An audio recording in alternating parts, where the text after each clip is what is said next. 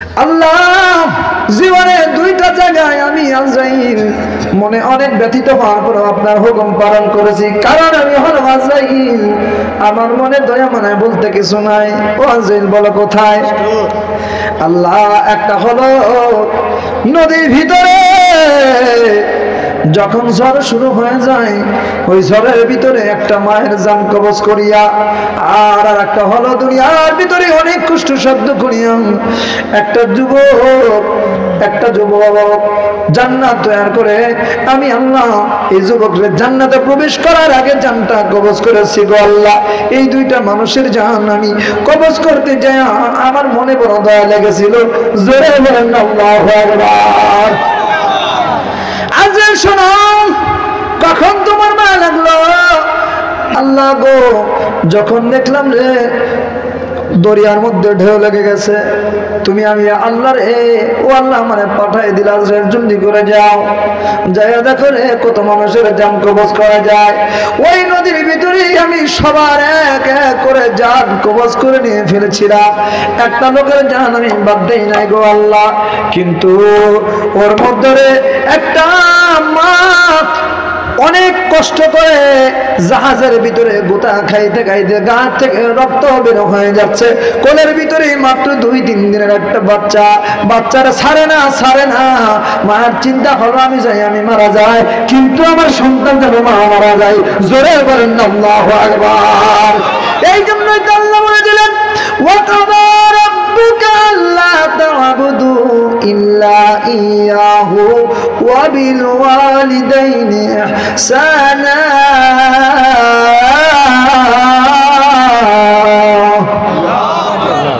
তোমরা আমি আল্লাহর হুকুম পালন করো, আমি আল্লাহ রাব্বুল আলামিনের হুকুম তামিল করো, আর বাবা মার প্রতি ইহসান করো, বাবা মার মতো ইহসান করো। কেন বন্ধু, কেন রে? বাবা মা তোমারে কষ্ট সহ্য করে লালন পালন করেছে, বাবা মা তোমারে কষ্ট সহ্য করে বড় করেছে। সায়েন্স বলে গেছে একটা মানুষ যখন কষ্ট করে রে মৃত্যুর সাথে পান জ্বলায়, তার 45 ডিগ্রি, তার ভিতরে যখন রক্ত 45 ডিগ্রি তাপমাত্রা উঠে যায়, এই লোকটা তখন মারা যায় আর বাঁচতে পারে না। কয় ডিগ্রি? আরো জোরে। কিন্তু আপনাকে আমাকে যখন মা জন্ম দিতে যায়, গবেষণা করে দেখছে রে মায়ের তখন 57 সেলসিয়াস ডিগ্রি, 57 ডিগ্রি তাপমাত্রা তার ভিতরে ঢুকে যায়, রক্তের তাপ উচ্চতা হয়ে যায়। যেখানে 45 ডিগ্রি হইলে পরে মানুষ বাঁচে না, সেখানে 57 ডিগ্রি নিয়ে কেমনে মা জানে, মা বাঁচে আপনারা জানেননি।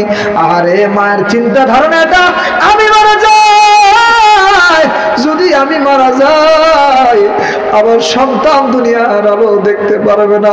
আল্লাহ, যত কষ্ট দিবা আমারে দাও, আমার সোনা মনিরে দুনিয়ার আলো বাতাস দেখাইতে দাও। জোরে বলেন আল্লাহু আকবার। এই সহ্য, এই ধৈর্য মা জননী করে রে বন্ধু, যার কারণে মৃত্যুকে পরোয়া করিয়া, মৃত্যুকে সহ্য করিয়া মা জননী আপনার জন্ম দেয়, আমাদের জন্ম দেয়। এরপরেও কিন্তু মা মরে না। কেন জানেননি? যখন আপনি দুনিয়ায় আসেন, আমি দুনিয়া আসি, মা বলে ডাক দেয়, আল্লাহু আকবার, মা বলে ডাক দেয়। মা বেহুশ অবস্থায় মা আমার শব্দ শোনার পর মায়ের হুঁশ ফিরে আসে। মায়ের যত কথা, মায়ের যত কষ্ট, মায়ের যত ব্যথা, প্রসব যন্ত্রণা ছিল, ওই সোনামনের একটা মা ডাক শুনিয়া, আমার ডাক শুনিয়া সব কিছু ভুলিয়া যায়। জোরে বলেন আল্লাহু আকবার। ওগো মা, তুমি এই দুনিয়ার শ্রেষ্ঠ নিয়ামত, তোমারই পদতলে রয়েছে জান্নাত। বলেন, তোমারই পদতলে রয়েছে জান্নাত। মায়ের একটা দুধের ভিতরে 36 40টা ছিদ্র থেকে নবী বলেছে উম্মত শুনে নাও, তার মধ্য থেকে একটা ছিদ্র দিয়ে যতটুকু পর্যন্ত দুধ বাহির হয়, এ দুনিয়ার মানুষ, এ সন্তানেরা, আমারা সন্তানেরা শুনিয়া নাও, তুমি যদি তোমার গায়ের চামড়া কাটিয়া মায়ের পাপড় বানায় দাও, তুমি যদি গায়ের চামড়া কাটিয়া মায়ের জন্য জুতা বানায় দাও, তথাপি সামান্যতম ওই 1 ফোঁটা দুধের ঋণ শোধ হবে না। জোরে বলে জোরে কি আল্লাহু আকবার। এটার নাম হলো মা, এটার নাম হলো মা। লঞ্চের ভিতরে বাড়ি খায়, জাহাজের ভিতরে বাড়ি খায়, কিন্তু ছোট্ট বাচ্চা যদি হাত থেকে পড়ে যায় কতই না কষ্ট হবে রে। দুনিয়ার থেকে চলে যাবে, দুনিয়া কিচ্ছু বুঝবে না, দুনিয়া এত সুন্দর আরামাস করতে পারবে না, দুনিয়ার মুখ দেখার আগে চলে যাবে। এই চিন্তা করে মা জননী অনেক রক্তাক্ত হওয়ার পরেও সন্তানকে বাঁচায় রাখছে। শেষমেশ একটা কাঠের ডালা ধরিয়া সন্তানের ওই কাঠের ডালার উপরে বসাইয়া, আল্লাহু আকবার, লঞ্চটা ডুবে গেল, মোটর ধরে জাহাজটা ডুবে গেল, কাঠের উপরে সন্তানকে বসাইয়া সন্তান কান্দে, মা জননী কাঠটা দুনিয়া দুনিয়া সন্তান নিয়া ওই ঝড়ের ভিতরে বাঁচার জন্য আকুল চেষ্টা করে। ওই মুহূর্তে আল্লাহ তুমি আমারে পাঠাই দিয়েছিলা, যারে যা ওই মায়ের জান থেকে রূহটা বের করে নিয়ে জোরে বলেন আল্লাহু আকবার। কেউ বুঝিতে পারে না রে আল্লাহ তাআলার খেলা, ওই আমার দয়াল আল্লাহর খেলা।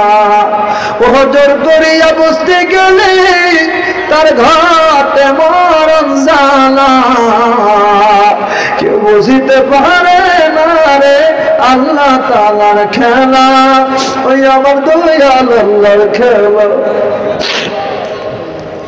মা জননী সন্তানের দুধ খাওয়ায়, কাঠের ডালি দুনিয়া সামান্য পরিমাণ দুধ খাওয়াইতেছিল। আল্লাহ রাব্বুল আলামিন হুকুম দিল, রে যাও যাও যাও, জলদি করে যাও, মায়ের জানটা কবজ করে ফেলো। এত সুন্দর দৃশ্য, মা সন্তানকে বাঁচানোর জন্য প্রাণপণ চেষ্টা করতেছে। দৃশ্যটা দেখিয়া আজরাইলের মনে বড় মায়া লেগে গেছে। আল্লাহর ডাক দেওয়ার রব্বুল আলামিন, সত্যি বলো গো, সত্যি বলো, এই মায়ের জানটা কি আমি কবজ করব? আল্লাহ এত কষ্টের ভিতরে মায়ের জানটাকে কবজ করব। আল্লাহ আজরাইলের জানের খবর জানে কি জানে না? আল্লাহ আজরাইলের মনের খবর জানে কি জানে না? আরেকটু জোরে বলেন, জানে কি জানে না? জানে, কিন্তু তারপরেও সঙ্গে সঙ্গে বলতেছে 1 সেকেন্ড দেরি নাই, যখন সময় বলেছি ওই মুহূর্তে মায়ের জানটাকে কবজ করিয়া নাও। বলা মাত্র আমি তো আজরাইল, আল্লাহ আমি তো আজরাইল, মুহূর্তের ভিতরে মায়ের জানটা আমি কবজ করে নিয়েছিলাম আল্লাহ, কিন্তু আমার মন বলে নাই, না মানার পরেও আমি জানটা কবজ করে নিয়েছিলাম, তখন আমার মনে বড় মায়া লেগেছিল। জোরে বলেন না আল্লাহু আকবার।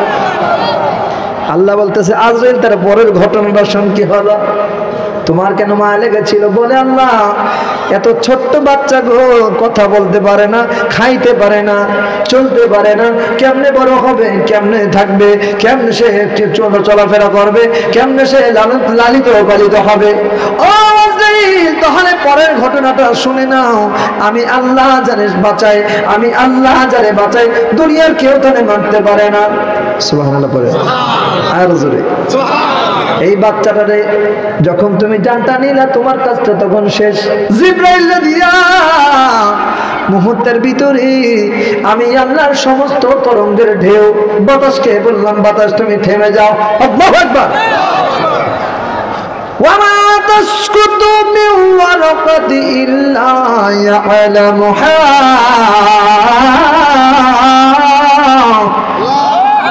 আল্লাহর হুকুম ছাড়া একটা গাছের পাতাও নড়ে না। যার বাস্তব প্রমাণ হলো রে, যখন চৈত্র মাস আসে বন্ধু, দেখবেন রোদ্রে গা পুড়ে ঘেমে শেষ হয়ে যাচ্ছে, কারেন্টও নাই, একটা গাছের পাতাও নড়ে না, ঠিক কিনা? আরে কত গরম, একটা গাছের পাতা নড়ে না। তখন মুরব্বীরা বাবাজিরা মারা বলে, কি গরম পড়াটা পড়ছে, একটু বাতাসও নাই, একটা গাছের পাতা নড়ে না। এটা হলো আল্লাহর হুকুম। ওয়া মা তাসকুতু মিন ওয়ারাকাতি ইল্লা ইয়ালামুহা, আল্লাহর হুকুম ছাড়া একটা গাছের পাতা নড়ে না, নড়ে না, নড়ে না। যখন গাছের পাতা নড়ে বুঝতে পারবেন আল্লাহর জিকির জানি হইতেছে। আল্লাহর জিকির তারা করে, জোরে বলেন আল্লাহু আকবার। এ জিবরাইল যা, শোনো আজরাইল, তোমারে বলতেছি, আমি জিবরাইল গা পাঠিয়ে দিলাম। জিবরাইল দিয়া ধাক্কাইয়া ধাক্কাইয়া ধাক্কাইয়া ধাক্কাইয়া এই বাচ্চারে কাঠের ডালিটা আমি একটা জঙ্গলের পাশে দাঁড় করিয়া দিলাম। জোরে বলেন আল্লাহু আকবার। সেখান থেকে একটা বনের বাঘ, একটা বনের বাঘ, বাঘের কাম হলো হিংস, বাঘের কাম হলো মানুষকে ধ্বংস করা, খেয়ে ফেলা। কিন্তু আমি আল্লাহ ওই বাঘের ভিতরেও মায়ার মহব্বত দিয়া দিলাম।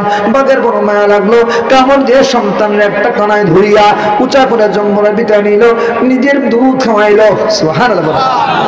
আরে বনের বাঘ, ছোট্ট বাচ্চা, যার কোনো সাউন্ড নাই, যার কোনো শব্দ নাই, যার কোনো ভাষা নাই। এই বিষয়টা দেখিয়া আমি ইন্টারনেটে সেদিনকে জিওগ্রাফিতে দেখতেছিলাম, ছোট্ট একটা ছাগলের বাচ্চা, ছোট্ট একটা হরিণের বাচ্চা খায় না, শুধু বাঘে নাড়ানাড়ি করে, দৌড় দিলে পরে ধরবে। কিন্তু সে তো আজকে হাঁটা শিখলো, যার জন্য সে ধরে না। একটা পর্যায়ে তাকে ছেড়িয়া দিল, অর্থাৎ বাঘে বুঝে এর খাওয়ার সময় হয় নাই। জোরে বলেন আল্লাহু আকবার। এবার বাঘ দুধ পান করালো। কিছু দিন অতিবাহিত হওয়ার পর ওই রাস্তা দিয়ে যাইতেছিল একটা জেলে। সুবহানাল্লাহ বলে। ওই সময় আবার বাঘটা নাই, বাঘটা আহার আনতে গেছে, দেখতেছে যে ফুটফুট একটা সুন্দর। আপনারা তো সবাই জানেন পৃথিবীতে সুন্দরের দিক থেকে আমার নবীর পরে আমার নবী ছিলেন লাল সুন্দর, ইউসুফ আলাইহিস সালাম ছিলেন সাদা সুন্দর। তো ইউসুফ আলাইহিস সালামের পরে যদি কেউ ওই গোত্র থেকে, অর্থাৎ হেদায়েত পায় না, এদের মধ্য থেকে সবচেয়ে সুন্দর কেউ থাকে, সেটা হলো হযরত, আমার ভাইরা, সেটা হলো সাদ্দাত। চলে বলেন কি নাম? আরো করে বলেন কি নাম? এই লোকটার নাম ছিল সাদ্দাত। সাদ্দাতকে আল্লাহ সুন্দর বানাইছিল। এত সুন্দর চেহারা দেখে জেলের মায়া লেগে গেল। জেলে তাড়াতাড়ি করে কোলে উঠায় নিল। উঠায় নিয়ে তার যে এলাকার সর্দার, এলাকার প্রতিপত্তি সর্দার, এলাকার মাতবার যেনাকে বলা হয় সর্দার, সর্দারের সামনে নিয়ে গেল। হুজুর, ছোট্ট একটা বাচ্চা পেয়েছি। এই সর্দারের আবার কোনো ছেলে মেয়ে ছিল না, সবই আল্লাহর খেলা। সর্দার ছেলেটার দিকে তাকায় দেখলে এত সুন্দর বালক আমি আমার জীবনে একটাও দেখি না। আল্লাহু আকবার। তুমি কোথা থেকে পাইলা? পরে বিস্তারিত বললো, হুজুর এরকম নদীর পাশে একটা জঙ্গলের পাশে দেখি শুয়ে রয়েছে, কথাও বলে না, কান্দেও না, নাচেও না, হাসেও না, এমনি শুয়ে রয়েছে। এবার সর্দার বলল, বুঝতে পেরেছি, আমার তো কোনো সন্তান আমাদের হয় নাই, হয়তো আমার আল্লাহ পাক তোমার মাধ্যমে এই সন্তানটা আমার কাছে দিয়েছে। একসাথে বলুন আল্লাহু আকবার। এবার ওই সর্দার বলল, শোনো, আমি ছেলেটাকে পালবো, তোমাদের কোনো আপত্তি আসেনি? সবাই বলে, না হুজুর, আপনার কোনো সন্তানাদি নাই, আমরাও চাই আপনি ছেলেটাকে পালেন। সুবহানাল্লাহ। এবার সাদ্দাতের বয়স যখন 1 বছর, 2 বছর, 3 বছর, 4 বছর যায়, 4 বছরের সন্তান একটা ছেলে কথা বলার মতো শিখে, বুঝতে থাকে, আস্তে আস্তে বুঝতে থাকে, খেলাধুলা শিখতে থাকে, সাইকেল চালাইতে পারে 6 বছর বা 5 বছরে। কিন্তু অন্য ছেলেদের মতো নয়, একটা 1 বছরের ছেলে যা পারে, সাদ্দাত 5 বছরের ছেলের মতো তাই করে। সাদ্দাতের বয়স যখন 2 বছর, ও ব্যবহার করে 6 বছর বাচ্চার মতো। সাদ্দাতের বয়স যখন হয়ে গেল 6 বছর, ও ব্যবহার করে 10 বছরের বাচ্চার মতো। আল্লাহু আকবার বলেন। এত সুন্দর তীক্ষ্ণ বুদ্ধি, এত সুন্দর চেহারা।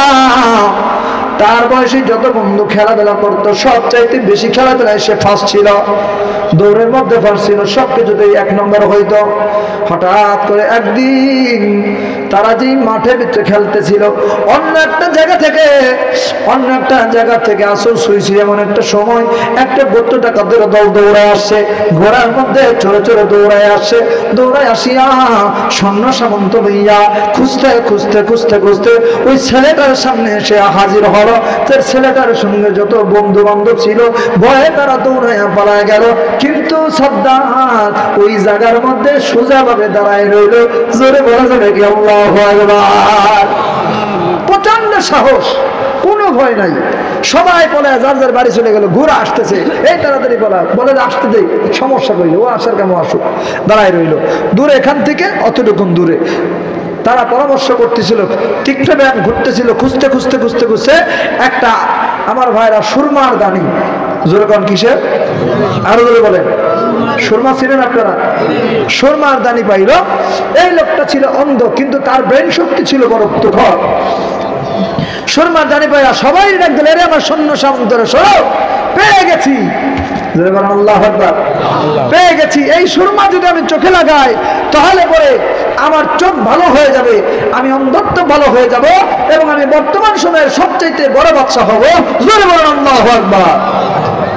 তার মধ্য থেকে সর্দারের আরেকটা যেটা আর কি লিড দিতেছে, চোখে দেখে, উনি বলতেছে, হুজুর আসর করিয়া সন্ধ্যা ভয়ে পায়, আপনি এই সন্ধ্যার সময় চোখের মধ্যে এইটা বলতেছেন যে এটা পাইছেন আপনি সেই জিনিস গবেষণা করে। অনেক বাড়ি তো খুঁজলেন, কয়েক বছর, 1 বছর 2 বছর নয়, কয়েক বছর পর্যন্ত আপনি খুঁজতেছেন, আজকে বললেন পাইছেন। যদি চোখে দেওয়ার পর দেখা গেল এটা সুরমা না, শত্রুপক্ষ আপনার জন্য একটা ফাঁদ করে রাখছে, কি করবেন? যেহেতু ডাকাতের দল, যদি আপনার এটা ফাঁদ হয় কি করা যায়? হ্যাঁ তুমি তো ঠিক বলেছো। এই অন্ধ লিডার বলতেছে তুমি ঠিক বলেছো, কি করা যায়? বলো হুজুর এখানে একটা ছেলে দেখা যাচ্ছে, ডাক দিয়ে নিয়ে আসো। সাদ্দাতকে ডাক দিল, বাবা এদিকে আসো। কি হচ্ছে বলে? সবাই চলে গেছে, তুমি গেলা না কেন? বলে আমার ভয় লাগে না। সুবহানাল্লাহ। ভাই তোমার ভয় লাগে না? না ভয় লাগে না। তুমি খুব সাহসী? হ্যাঁ খুব সাহসী। যদি সাহসী হয় তাহলে বলে যে আমাদের একটা সুরমা আছে, পারলে চোখের মধ্যে একটু লাগাই দেখাও তো। সুবহানাল্লাহ, সুবহানাল্লাহ। বলা মাত্র দেরি, সুরমা বের করে লাগানো দেরি নাই। সুরমা লাগাইছে। এবার সুরমা লাগানোর পর বললাম তো বয়স তেমন বেশি পাক না, এটাকে বলা হয় ইসরে পাকা। আপনাদের দেশে কি বলে? বাংলা ভাষায় হচ্ছে যে অল্প বয়সে পেকে যায় তাকে বলা হয় ইসরে পাকা, বাংলা ভাষায়। আপনারা কি বলেন? পাকই বলে না? আচ্ছা যাই হোক, বাংলা ভাষায় এইভাবে আছে, ইসরে পাকা। অকালে যেটা পাকে যায় অকাল পক্ষ, ঠিক কিনা বলবো? এবার ও চোখে মায়েরা দেখতেছে সর্বনাশ, এখানে যত ডাকাত আছে ডাকাতের প্রত্যেকটা শিরা, উপশিরা, রগ, হাড্ডি গুড্ডি সব কিছু দেখা যায়। নিচের দিকে তাকায় দেখে 7টা জমিনের নিচে কি আছে, কোথায় মণিমুক্তা স্বর্ণ লুকা আছে, সব কিছু দেখা যায়। হায় হায়, যেদিকে তাকায় সব কিছু সে ওপেনলি দেখতেছে, কোথায় কত টাকা পয়সা ধন সমুদ্রে আছে সব কিছু দেখতেছে। উনি চিন্তা করলো সর্বনাশ, এই পিচ্ছি ছেলেটা চিন্তা করলো সর্বনাশ, এর ভিতরে কোনো রহস্য আছে। কান্দা শুরু করছে, মারহাবা চালাক, কান্দা শুরু। কি হয়েছে? আমার চোখ শেষ। কি দিচ্ছেন? আমার চোখের ভিতরে আমার চোখ শেষ।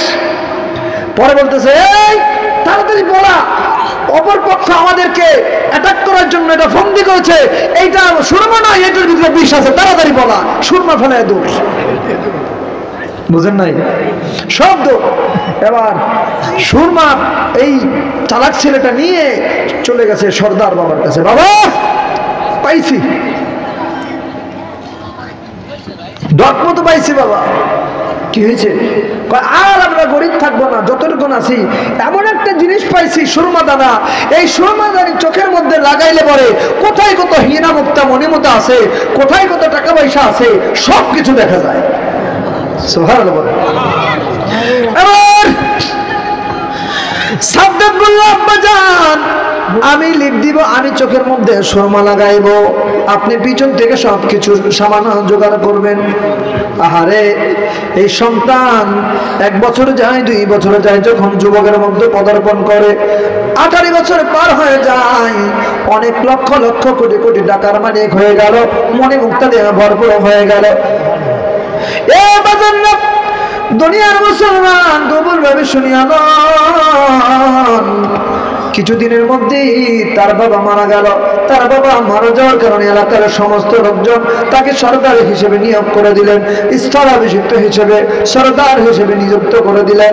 এবার তিনি সরদার হওয়ার পর একই তো সবকিছু দেখতে পাচ্ছে, আর তার আস্তে আস্তে জনবল বাড়াতে শুরু করলো, লোকজন বাড়াইতে শুরু করলো, টাকা পয়সা বাড়তে শুরু করলো, যশ খ্যাত সম্মান বাড়তে শুরু করলো। এমন ভাবে বাড়া শুরু করলে রে বন্ধু, এমন ভাবে বড় লোক হইতে লাগলো, এত টাকার মালিক হইল, ওই সময় যে সরকার আছে তার চাইতে বড় টাকাওয়ালা পয়সাওয়ালা হয়ে গেল। জোরে বলেন আল্লাহু আকবার। ও সত্যি দিল বছরে কারো জ্ঞান কি ফুটে না, ছয় মাসের কালে আবার বাইরে ষোলো আনায় সে, বাইরে ষোলো আনা যার ইচ্ছা তার দিয়া মিলাইছে প্রেমের মেলা। কেউ বুঝিতে পারে না রে আল্লাহ তাআলার খেলা। ওই আমার দয়াল আল্লাহ, এই আমার দুনিয়ার মুসলমান, দিলের কান্দে লাগে দেন, অন্তরের চোখটা খুলিয়া যাবে বন্ধুরা। এবার ওই লোকটা এত সাম্বল্য, এত টাকা পয়সা হইল, এত স্বর্ণ গণ্য বাড়াই ফেললো। আহারে সর্দারের যত লোক তিনি সবাইকে টাকা পয়সা দিয়া আরো স্বর্ণ বাড়াইতে শুরু করলো। বাড়াইতে বাড়াইতে সরকারের একটা গুপ্ত ট্যাক্স বন্ধ করে দিল, সরকারের কোনো টাকা পয়সা দিবে না। সরকারের লোকজন এই জন্য বললো তোমার উপরে আক্রমণ করা হবে, পারলে করেন। আক্রমণ করা হলো, সরকার থেকে প্রতিহত করিয়া নিজেই দেশের বাদশাহ হয়ে গেল। জোরে বলেন আল্লাহু আকবার। বাদশাহ হয়ে গেল। বাদশাহ হওয়ার পরে তার দরবারে কিছু আবুল ফজল মার্কা কিছু মন্ত্রী, কিছু এমপি ছিল। তারা বলল, হুজুর আপনি তো বর্তমানে পৃথিবীর ভিতরে সবচেয়ে বড় বাদশাহ। মানে হাই হাই সত্য, আমি শুধু বাদশাহ নয়, এত বড় আমি হয়েছি। আমি শুধু বাদশাহ নয়, আমি নিজেই একজন খোদা। জোরে বলেন না নাউজুবিল্লাহ। ছিল সাদ্দাত নমরুদ, ও কারণ ছিল মিশর অধিপ ফেরাউন। ধন জন মানে নাকি ছিল নবী, পদবিনে ভাব সবই মিশে। আল্লাহুম্মা সাল্লি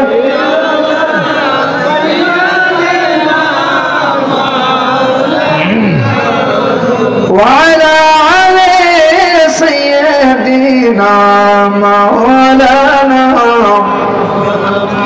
দুদিনের পরে জাহাজ যাবে চলে, সেই গিলটি উলটি পালটিলে, মিশে মহাবাসে জ্ঞান হারাইলে, নাগি বুঝে নিলে আকে পেরোশেল।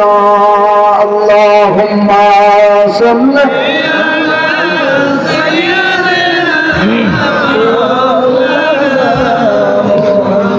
وعلى آل سيدنا مولانا। সাদ্দাতেরা চিন্তা করল, দুনিয়ার কোন বাদশাহ আমার সঙ্গে পারে নাই, আমি দুনিয়ার সবচেয়ে বড় বাদশাহ। এবার সাদ্দাত বলল, শোনো রে শোনো, আমি হলাম বাদশাহ। শুধু বাদশাহ নয়, আমি হলাম খোদা। তোমরা বলো আমি রাজা, বাদশাহ আমি, খোদা কি খোদা না? ওই যে বলেছি আবুল ফরকা মার্কা কিছু মার্কা মন্ত্রী আছে যারা শুধু তেল মাকে এইটার ধান্দায়, বুঝেন নাই, শুধু তেল মারতে পারে। পারুক আর না পারুক, হুজুর আপনি যা বলেছেন সেটা সত্য। আবুল ফজল মার্কা তেল মারে। এবার বন্ধুরা বাজার না দিলের কানটা লাগাইতেন, বলে হুজুর অবশ্যই আপনি রব, আপনি প্রভু, কারণ আপনার মতো আর কেউ নাই।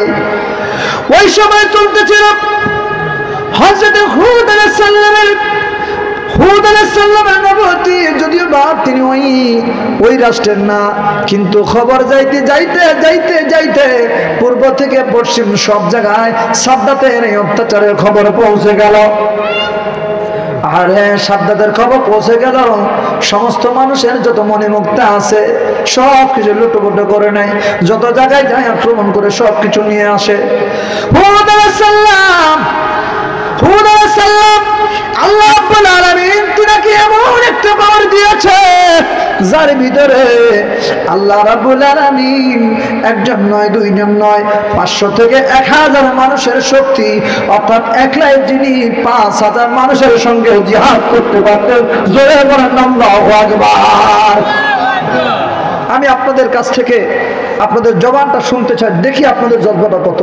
সমস্ত নবীদের ভিতরে আল্লাহ পাক যদি 40 জন যুবকদের শক্তি দেয়, অথবা 100, 200, 5000 মানুষের শক্তি দেয়, আমার নবীকে রাহমাতুল লিল আলামিনকে আল্লাহ রাব্বুল আলামিন 40,000 পাওয়ারের শক্তি দান করেছেন। হয় নাই? আরো জোরে বলেন সুবহানাল্লাহ। আমরা শ্রেষ্ঠ কি শ্রেষ্ঠ না? আরো জোরে বলেন। আমরা হলাম শ্রেষ্ঠ নবীর উম্মত। আল্লাহ বলে দিয়েছেন ওয়া আরসালনাকা ইল্লা রাহমাতাল লিল আলামিন। নবী গো, আপনাকে রহমতের পেয়ালা হিসেবে দুনিয়াতে পাঠাইছি। আমরা হলো রহমতের পেয়ালা, সেই নবীর উম্মত। আমরা হলাম শ্রেষ্ঠ নবীর উম্মত। আসতেছি, একটু গভীরভাবে খেয়াল করেন। হুদ আলাইহিস সালাম সাহস ভরা, কারণ তার ভিতরে নবুয়তি আছে, নবুয়তি একটা শক্তি আছে। বাজার চলে গেল, বাদশাহ সাদ্দাতের দরবারে পৌঁছে গেছে। অনেক যুদ্ধ করে 2-1 একদম ডাইরেক্ট জায়গার উপরে কুচে কাছা করে ভিতরে ঢুকে পড়ছে। ঢুকার পর বলতেছে, শোনো, ঢুকার পর বলতেছেন, সাদ্দাত, কাজটা তো তুমি ঠিক করতেছো না। কেন? কি করতেছি? তুমি যে মানুষের ঘর বাড়ি লুটপাট করতেছো, মানুষের অন্ন ধ্বংস করতেছো, মানুষের টাকা পয়সা নিয়ে নিচ্ছ, নিজেকে আবার খোদা বলতেছো, এই কাজটা তোমার ঠিক হচ্ছে না। বলেন তো, আমি বলেছিলাম সাদ্দাত চোখে সুরমা মারার কারণে কি কি গুণাগুণ ছিল? বলেন তো, কি কি দেখতে পাইতো? ধন সম্পদ, আর কিছু দেখতো? স্বর্ণ মুদ্রা, আর কিছু? মাশাআল্লাহ, মারহাবা বলে। আমার কি ভাই জানো? নুরু ভাই, আলহামদুলিল্লাহ, নুরু ভাই পারছে মেইন কথাটা। মানুষের ভিতরে, রগের ভিতরে কি আছে সব কিছু দেখতে পারতো। সুবহানাল্লাহ বলেন। উনি যখন এই পরামর্শগুলো দিতেছিল, এই কাজগুলো তুমি ঠিক করতেছো না, সাদ্দাত যুদ্ধ করার জন্য প্রস্তুত হতেছিল, জোরে এখন আমি শেষ করে দিব। কিন্তু ও টপকায়, আমার লোকরে টপকায় ঢুকলো কেমনে? উনি সুরমা লাগাইল, সুরমা লাগায় তাকায় দেখে যে হযরত হুদ আলাইহিস সালামের ভিতরে একেবারে 1000 লোকের পালনের শক্তি নিয়ে বিরাজমান। জোরে বলেন আল্লাহু আকবার। উনি চিন্তা করলো, না, এর লগে এই মুহূর্তে লাগা যাইব না, সর্বনাশ। এর ভিতরে পাওয়ার আছে, আছে না নাই? নবুয়তি শক্তি আছে না নাই? এবার বলল, শোনেন, আপনার কোন অংশে কম আছে আমি বলেন। পরে আমার আল্লাহ রাব্বুল আলামিন জান্নাত বানায় দুনিয়াবাসীর মাফ করার জন্য, আমার আল্লাহ রাব্বুল আলামিন জাহান্নাম বানায় দুনিয়াবাসীর শাস্তি দেওয়ার জন্য। আমার আল্লাহ রাব্বুল আলামিন তোমাদেরকে সতর্ক করে নবী পাঠাইয়া, তুমি যদি সতর্ক না হও, আহারে কি হবে জান্নাতে যায়া, কি হবে জাহান্নামে যায়া।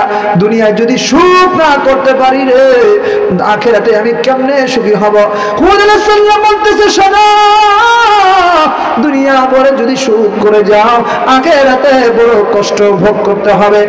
আর সাদ্দাত বলতেছে, শোনো, আমি তো মরবই না, তোমার চ্যালেঞ্জ করে গেলাম, দুনিয়ার ভিতরে আমি আল্লাহর মতো জান্নাত, আল্লাহর মতো জাহান্নাম তৈরি করে দেখাইবো। জোরে বলেন না নাউজুবিল্লাহ।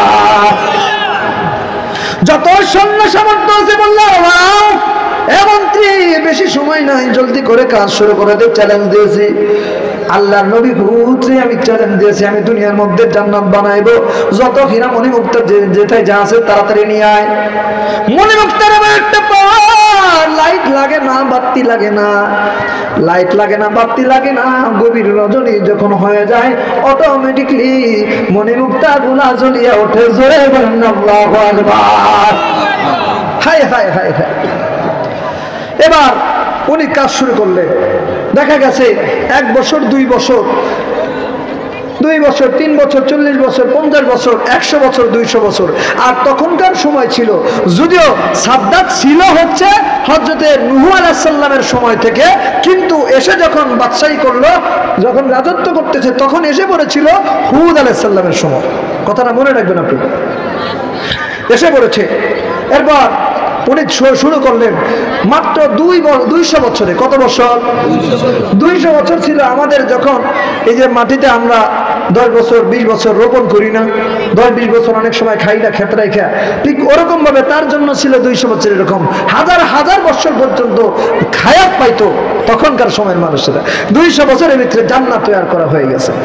বলা হলো জান্নাতের ভিতরে হুদ যা যা বলেছে তাই তাই থাকবে। এলাকার ভিতরে যত কিশোরী মেয়ে আছে, যত যুবতী মেয়ে আছে, সব মেয়েগুলো ধরে নিয়ে আসো। জোরে বলেন নাউজুবিল্লাহ। যত বালক পুরুষ আছে, ওই যে বলেছে হুরে গেলমান বলেছে, এই জন্য যত হুর আছে তাদেরকে নারী গিয়ে আমরা হুর হিসেবে বানাবো, জান্নাতের ভিতরে ঢুকাইবো। জান্নাতের ভিতরে রেডি করেছে। এত সুন্দর কারুকার্য করে আমার ভাইরা সুন্দরভাবে গাছ রোপণ করেছে, আপেল সাজাইছে, মনে হচ্ছে একদম জীবন্ত আপেল। এমনভাবে মৌমাছি বসাইছে, মনে হচ্ছে এইমাত্র মৌমাছি আপেলের ভিতরে বসেছে। এমনভাবে ফুল সাজাইছে, ফুলের উপরে যেভাবে মৌমাছি বসাইছে, মনে হচ্ছে মৌমাছি ফুলের ভিতর থেকে ঘ্রাণ নিচ্ছে, রস নিচ্ছে। এমন ভাবে সুন্দর ভাবে জান্নাতের ভিতর দিয়ে ঝর্ণা করেছে, মনে হয় আসলে জান্নাত থেকে ঝর্ণা বহির্ভূত হচ্ছে। অর্থাৎ দুনিয়ার মুখে যত ধরনের আরামায় সুখ সজ্জা করা যায় সব কারুকার্য করেছে। সব দামি দামি পাথর দেয়া, ইয়াকুত আর মরজান পাথর দিয়ে করতেছে, হেরা মণিমুক্তা দিয়ে চিকচাক চমকপূর্ণ ভাবে করতেছে। যখন আমার ভাইরা জান্নাত উদ্ভাবন করবে, জান্নাত উদযাপন করবে, উদযাপন করবে, তখন মন্ত্রীদের প্রশ্ন করলে হয়েছে হুজুর অমুক দিনে হবে, এক্সাম্পল রবিবারে ইনশাল্লাহ হবে। ঠিক আছে, তাহলে রবিবারে এলাকার মধ্যে যত সুন্দরী নারী আছে, যত সুন্দরী নারী আছে, আগে গেছে সব কচি কাঁচা যুবতী যাদের কোনো গায়ে কোনো হাত পড়ে নাই, এখন বলতে যত সুন্দরী আছে, যত সুন্দরী আছে সুন্দরীদেরকে অভ্যন্তরে আমি যাব, দুই সাইডে এমন ভাবে দেওয়াল সাজাও, দেওয়ালের সামনে অর্ধ উলঙ্গ করিয়া, জোরে বলেন নাউজুবিল্লাহ, অর্ধ উলঙ্গ করিয়া নর্তকী সাজাইয়া নাচবে গাইবে, আমাকে তারা সুস্বাগতম জানাইবে। এই ব্যবস্থাটা করো। বললো ঠিক আছে, তাহলে রবিবার হুজুর সব কাপ রেডি, সমস্ত কাম রেডি, ইনশাল্লাহ জান্নাতের মধ্যে ঢুকলে পরে বুঝবেন হুজুর সব রেডি। এবার সাদ্দাত ঘোড়া দাবড়ায় আসতেছে, নর্তকীরা নাচতেছে, জোরে কর নাউজুবিল্লাহ। যখন ঘোড়ার থেকে নেমেছে, ঘোড়ার থেকে নামার পর সবাই সুস্বাগতম জানাইতেছে। জান্নাতের ভিতরে প্রবেশ করবেন, পাটা দিবে, কি দিবে? পা দিবে। তখন দেখে একটা বিকট আকৃতির চেহারা দেখা যাচ্ছে, হাতে কাঁচি নিয়ে ছুরি নিয়ে দাঁড়িয়েছে। জোরে বলেন আল্লাহু আকবার। ছুরি নিয়ে দাঁড়িয়ে আছে, বলতেছে তুমি কে? বললো তুমি আমারে এখনো চিনো নাই? না চিনি নাই। বললো আমি হচ্ছে আল্লাহর মালাকুল ফেরেশতা আজরাইল আলাইহিস সালাম। বলে আমার একটু সময় দাও। আল্লাহর ওই সময়টা স্থির রেখেছেন, যখন পা ফেলাইবে ভিতরেই কথা হয়ে যাচ্ছে, স্থির ফেলেছে, আমার একটু সময় দাও, আমি শুধু বেহেশতের ভিতরে যাব, ঘুরে চলে আসবো। চেহারা দেখে বুঝে গেছে শেষ, বুঝে গেছে আমার টাইম শেষ, একটু সময় দাও। এত কষ্ট করে, এত বছর পর্যন্ত মেহনত করে, এত 100 বছর পর্যন্ত মেহনত করে বানাইলাম, একটু মাত্র সময় দাও। আমাদের দরবার শরীফে শান দেওয়া হয়, সাদ্দাতে ব্যস্ত বানায় প্রবেশ করিবার যাই, এক দিলেন ব্যস্তের ভিতরে। সাদ্দাতে ব্যস্ত বানায় প্রবেশ করিবার যায়, এক দিলেন ব্যস্তের ভিতরে। এমন সময় আজরাইল আসিয়া কয়, আল্লাহু আকবার, সময় তো আমার নাই রে, ভাবিয়া দেখো না, বুঝিয়া বুঝো না, যেতে হবে একদিন কবরে ভাবিয়া দেখো না বুঝিয়া বুঝো না যেতে হবে একদিন কবরে সাদ্দাত বলতেছে আরে আমি আগে তো বুঝি নাই ভাবিয়া দেখি নাই যেতে হবে একদিন কবরে আমি আগে তো বুঝি নাই ভাবিয়া দেখি নাই যেতে হবে একদিন কবরে মালাকুল ফেরেশতা বলে ও সাদ্দাত